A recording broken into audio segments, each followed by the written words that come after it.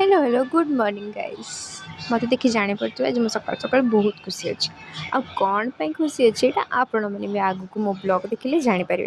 तो मु मो सान भाई बाहरी पड़ू से सुंदर जगह को जो आज मो सकाल सकाल खुशी अच्छी। कौटी मुझे आपण मैंने भी जानापी चाहूँगी।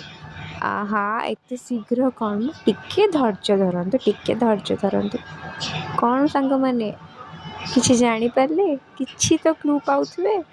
रास्ता साइड रे पड़ तापर से रोड। हाँ हाँ ठीक ठीक ठीक धरी ठीक गेस कर आसिक पहुँची गली मो जगह पाखे।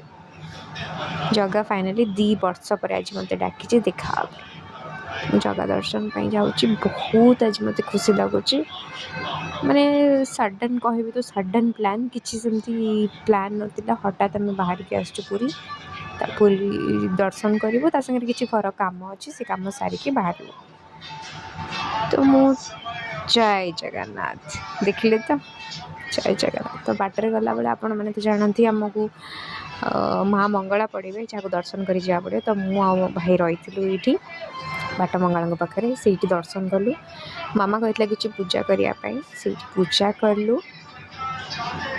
ये माँ सिंदूर आ फुल आनी सीटा को कैप्चर करने मत भल लगे।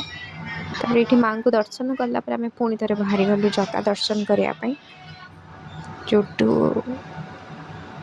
जोटा कि जिते माने कौन कह खुशी किसी कहींपारूनी। तो जिते थर देखिले भी ठीक से सब बेल भाया नुआ लगे। केते भिड़ माने विश्वास करें आज मंगलवार किसी सेमती बार माने पूजा पूजा पर्व नहीं किंतु एते भिड़ आपण मैंने देखिपे। फिर भी आम जाना फाइनाली मत दूर देखादे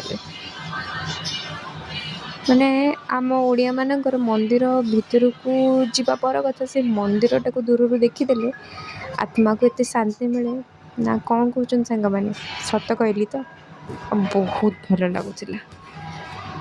खाली कौन एमती हम आपण।